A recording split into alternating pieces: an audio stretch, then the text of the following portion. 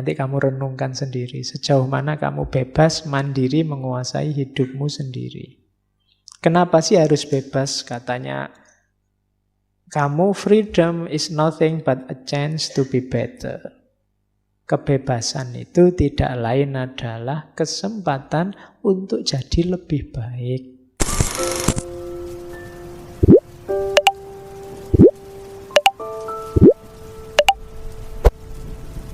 Katanya kamu, ya memang ketika berhadapan dengan absurditas, orang kan ketemu 3 hal ini. Ada orang yang putus asa, terus suicide, bunuh diri. Bagi kamu ndak, bunuh diri itu pengecut. Ndak berani menerima tantangan. Jadi langkah pertama sangat tidak direkomendasi. Jadi jangan bunuh diri eman-eman. Ya kan, masih banyak yang bisa dimanfaatkan dari dirimu dalam hidupmu, macam-macam. Jangan bunuh diri, maknai sendiri hidupmu, tidak apa-apa. Yang kedua, banyak juga yang ini cuma katanya kamu kurang maksimal. Namanya leap of faith. Nyari sandaran. Ya, kalau bahasanya kamu, biasanya kan orang terus lari ke agama, lari ke kepercayaan. Itu bahasanya kamu bunuh diri filosofis. Bunuh diri filosofis itu, sudahlah aku tidak usah mikir ruwet-ruwet tentang hidup, wis pasrah saja. Itu namanya bunuh diri filosofis. Kamu halangi dirimu untuk jangan mikir lagi, jangan sumpek-sumpek lagi, jangan merancang-rancang apa-apa lagi, pasrah saja 100%. Nah ini kalau menurut kamu namanya bunuh diri yang filosofis, yang dibunuh akalnya, yang dibunuh intelijensinya. Nah, itu juga tidak direkomendasi. Jadi jalan yang kedua, menolak kemampuan individu untuk mencari makna secara rasional. Ndaklah, jangan buat pelarian. Ya, nanti agama jadi pelarian, Tuhannya jadi kambing hitam. Kalau ada apa-apa terus, ini kan sudah ditentukan oleh Tuhan. Itu namanya Tuhannya jadi kambing hitam. Ini tidak direkomendasi oleh kamu. Kamu maunya yang ketiga. Akui saja bahwa hidup ini memang absurd. Langkah pertama itu, terima saja absurditas itu. Itulah valid solution yang pertama. Kalau kamu tidak mengakui, tidak mau menerima absurditas, itu kayak kamu orang yang tidak berani menghadapi kehidupan. Kan kehidupan tadi cirinya absurd. Karena memang hidup itu cirinya absurd, kalau kamu lari dari absurditas tadi, kayak kamu lari dari hidup. Kayak Prometheus tadi, wis minta mati saja. Beda sama Sisyphus, dia bisa menikmati, tidak apa-apa. Loh, saya dihukum, iya wis ayo sini dihukum, tidak apa-apa. Dinikmati saja, ngelinding ke batu ke atas, jatuh lagi. Ya diambil lagi. Yang penting kan tidak mati, dia hidup terus. Bisa menaik turunkan batu. Nah, jadi pertama-tama langkah yang valid menghadapi absurditas itu katanya kamu, terimalah. Tidak usah disangkal. Tidak usah kamu nyari-nyari argumen untuk membantah bahwa hidup ini tertib, teratur, rapi, kita bisa menguasai dunia, mengontrol. Tidak bisa. Diterima saja bahwa hidup ini serba tak terduga, susah untuk dikendalikan, dan seterusnya. Diterima saja itu dulu. Oke, jadi hadapi absurditas itu. Jangan lari. Lah terus gimana Pak? Hidup kita asal? Enggak. Setelah kamu terima bahwa hidup ini absurd, dan kamu tidak nyari sandaran-sandaran untuk melarikan diri, maknai saja hidupmu versimu seperti yang kamu inginkan. Tanpa harus berpretensi bahwa ini loh makna terbaik, makna ultimate, makna puncak. Maknai saja hidup. Makanya pertanyaan besarnya kamu tentang Sisyphus itu kalimatnya bagus. Should I kill myself or have a cup of coffee? Kalau aku sumpek kalau hidup ini absurd, terus apa aku harus bunuh diri atau ayo ngopi saja? Kan sekarang kan kamu sering pakai ini, alah daripada sumpek ngopi aja yuk. Nah, kan gitu. Jadi iya sih, hidup ini absurd, hidup ini sumpek, hidup ini ruwet. Ngopi aja yuk, ngapain dibikin ruwet? Makanya pertanyaannya kamu, should I kill myself? Apa aku harus bunuh diri? Kan enggak toh? Meskipun hidup ini absurd, hidup ini rumit, hidup ini sumpek, nikmati saja. Kan bahasa lainnya itu. Jangan stres, jangan sumpek. Nah, jadi kalimat ini boleh kalian tulis besar-besar di kamarmu. Kamu kan sering sumpek. Ya, kalau kamu sumpek masuk kamar, aku harus bunuh diri apa ngopi saja. Nah, ya. Nanti mau ngopi, loh kok duitnya habis, bunuh diri saja. Ya. Oke. Nah, katanya kamu manusia sepanjang sejarah itu kan berusaha menemukan makna hidup. Dan dia akhirnya jatuh di satu di antara dua. Hidup ini tidak bermakna atau ada makna tapi dari realitas lebih tinggi dan kita hanya disetir saja. Katanya kamu dua-duanya tidak kondusif untuk hidup kita. Dua-duanya memposisikan kita jadi objek. Jadilah subjek sendiri dalam hidupmu. Ciptakan maknamu sendiri dalam hidupmu. Mungkin itu tidak objektif. Tapi makna yang kamu ciptakan sendiri, versimu, itu membuat hidupmu sekarang jadi lebih berharga. Dan kamu tidak merasa kosong lagi, tidak merasa hampa lagi karena absurditas tadi. Tidak apa-apa, hidup ini absurd. Kalau hidup ini tidak karu-karuan, tak bikin makna versiku sendiri yang membuat hidup ini rasanya kayak karu-karuan. Rasanya kayak lurus, ada maknanya. Tapi makna versiku. Tanpa harus merasa makna ini final, makna ini puncak. Di sini bau eksistensialismenya kelihatan. Jadi, eksislah jadi dirimu sendiri. Dengan makna yang kamu bikin sendiri. Tapi bukan makna hakiki, Pak. Ya, tidak apa-apa. Yang penting begitu kamu punya makna, hidupmu kan berharga. Versimu sendiri. Setelah tadi kamu terima absurditasnya, bahwa hidup ini absurd, sekarang kamu beri makna. Lah nanti hidup ini tidak karu-karuan, Pak. Makna saya apa laku? Kalau besok makna saya nggak nyambung gimana? Bikin makna lagi. Ya, bikin makna baru lagi. Kalau sudah tidak cocok, ya ganti lagi. Dulu mungkin sebelum kuliah kamu, pokoknya Pak, saya maunya belajar. Pacaran, no way, misalnya.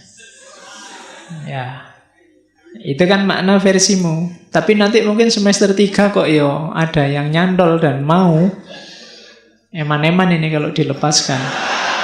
Misalnya, ya contohnya kan gitu. Tapi kan dulu prinsip saya ini Pak, ya diganti saja, apa susahnya sih? Wong dulu prinsip kamu sendiri yang bikin. Sekarang diganti yang baru kan juga tidak apa-apa. Wong situasinya memang berubah. Mungkin dulu kamu membayangkan wajahku gini mungkin tidak terlalu laku lah paling. Mungkin. Ternyata laku juga misalnya. Ya diganti aja. Wong dulu makna itu kamu yang bikin kan. Prinsip-prinsip itu kan kamu yang membangun. Begitu situasinya ganti ya diganti saja. Kok dibikin repot? Kan banyak orang yang mati-matian, tidak bisa pokoknya. Apapun yang terjadi saya tidak mau Pak pacaran. Ya kamu sumpek dewe, energimu akhirnya habis untuk ngempet biar tidak pacaran tadi. Hari ini kita banyak yang begitu. Demi prinsip. Itu diketawain sama kamu, bukan saya loh ya. Ya. Jadi ndak, terima saja hidup yang absurd itu.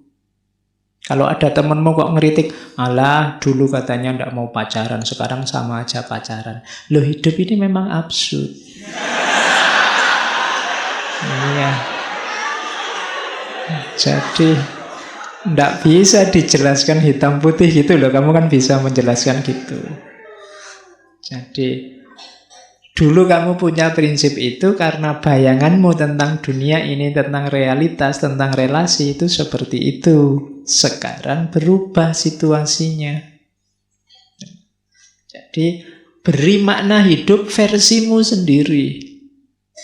Jadi tidak usah terlalu terikat, saya bilang tadi, terbelenggu oleh kebenaran yang kamu percayai, yang kamu bikin sendiri, sementara dia tidak nyambung dengan realitas.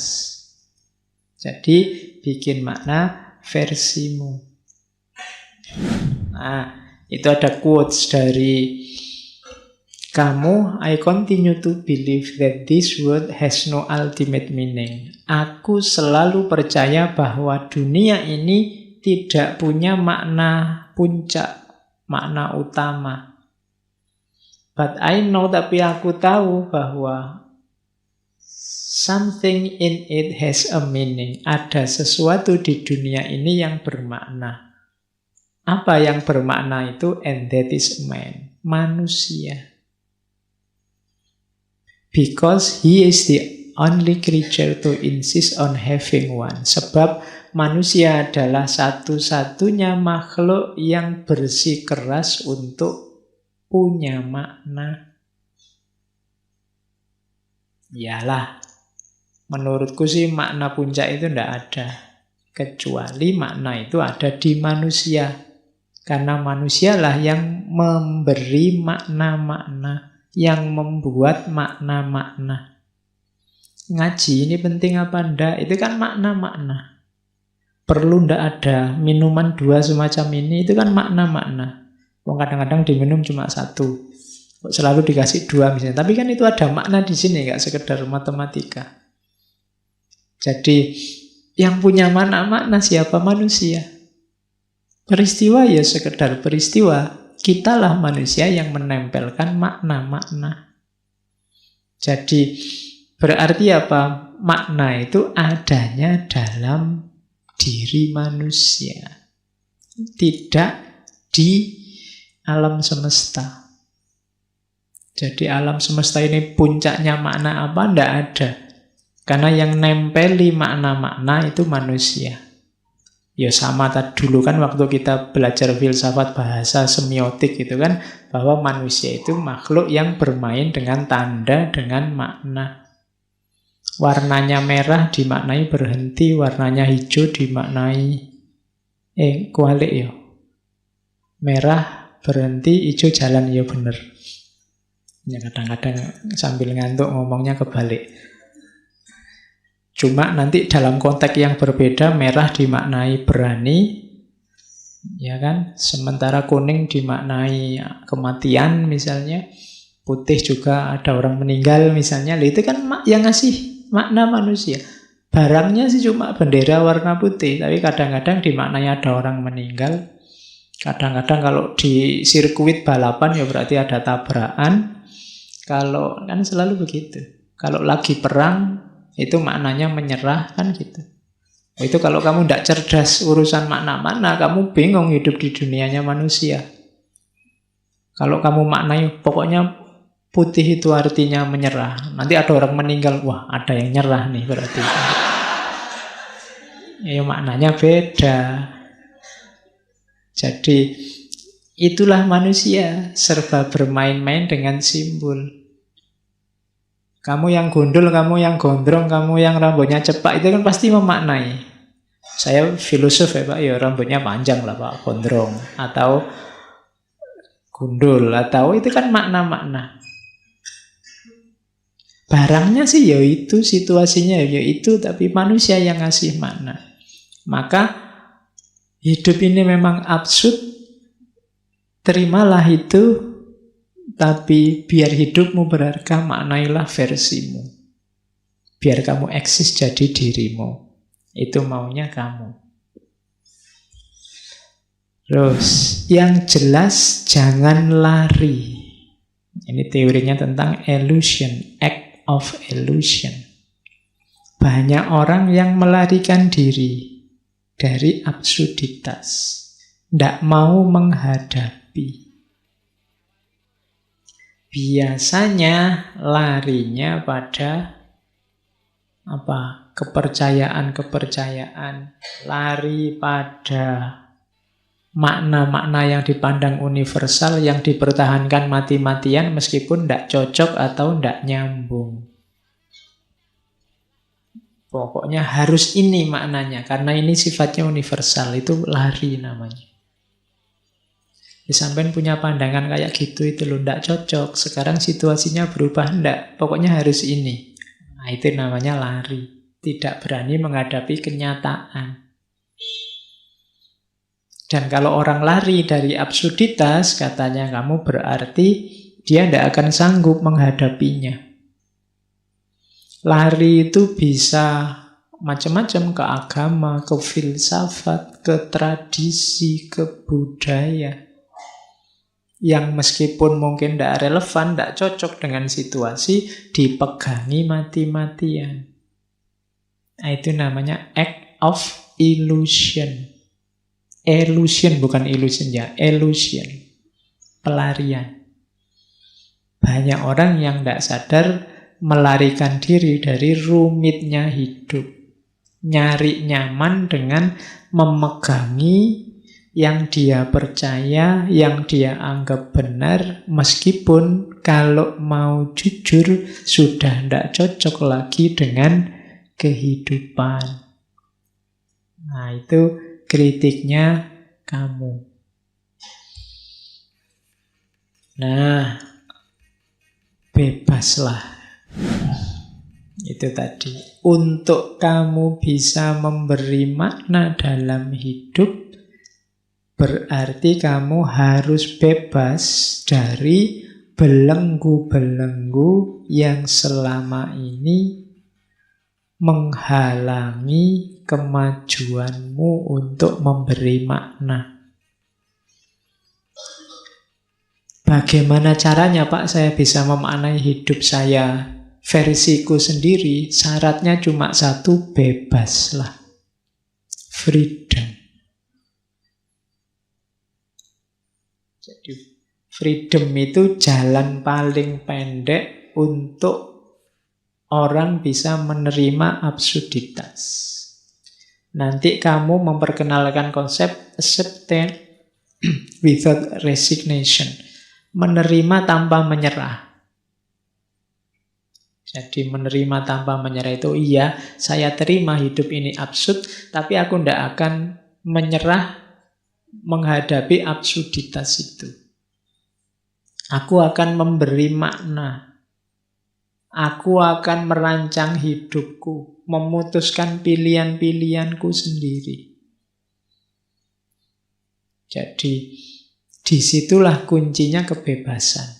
Rahasianya bebas itu apa? Berarti orang melepaskan diri dari kungkungan absurditas hidup untuk memutuskan memberi makna sendiri terhadap hidupnya. Itulah freedom. Ya tinggal kamu cermati hidupmu, kira-kira yang sangat membelenggu apa? Yang tidak relevan, yang kamu anggap benar dalam hidupmu apa? Yang tidak cocok apa? Dievaluasi. Jadi kalau Pak sudahlah Pak, biar jalan saja. Wong memang hidup ini absurd, biarkan saja saya ikuti absurditas itu, berarti namanya menyerah. Tidak boleh. Absurditas terimalah, tapi jangan menyerah. Ya kayak kamu misalnya berkaca terus, oh ya saya terima Pak wajahku kayak gini, tapi aku tidak menyerah. Ya tidak menyerah itu maksudnya, kalau aku mau berjuang berusaha nanti hasilnya juga. Nah itu namanya acceptance without resignation. Jadi menerima tapi tidak nyerah. Ya saya terima Pak, IP saya jelek, tapi saya tidak menyerah. Saya akan berusaha gimana caranya biar tidak DO misalnya. Nah, itu namanya acceptance without resignation. Atau kok seandainya DO, saya akan memaknai secara berbeda. Nah, loh iya, saya terima DO-ku tapi DO bukan segala-galanya misalnya. Loh iya, emangnya hidup ditentukan oleh IP ijazah kan tidak. Ya, yang nomor satu nasib. Oke. Nah, ya. Kalau pas nasibnya jelek terus dimaknai saja sebagai tantangan. Kasih makna baru nanti. Oke. DO kan membebaskan dirimu dari banyak tanggung jawab. Loh iya kan, cara membacanya begitu. Itu yang disebut pemaknaan. Jadi selama ini kamu dikejar-kejar, kamu tegang luar biasa. Wah ini sebentar lagi. Tapi begitu DO, alhamdulillah. Bebas aku sekarang, tidak mikir lagi. Wong ya sudah free, kan gitu. Itu namanya contoh pemaknaan. Jadi bebaskan dirimu dari banyak belenggu. Ada banyak topeng yang hari ini kamu pakai, setiap topeng membelenggu kepalamu. Nah, coba cek mana yang masih relevan, mana yang tidak. Kalau yang tidak relevan, ya lepaskan. Bikin makna-makna baru biar hidupmu berarti, berharga. Karena sejago apapun kamu, kalau hanya ikut-ikutan, tidak ada harganya. Kamu tidak eksis sebagai dirimu. Nyawanya teori eksistensialisme kan di situ. Dirimu berharga sebagai manusia, itu kalau kamu eksis sebagai dirimu.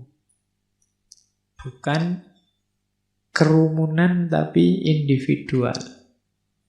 Kamu sebagai apa? Ingin tampil sebagai apa? Itu kan eksis hari ini, itu kan kamu artikan tampil. Muncul sebagai apa? Nah itu eksistensialisme. Di situ eksistensialismenya kelihatan dari kamu.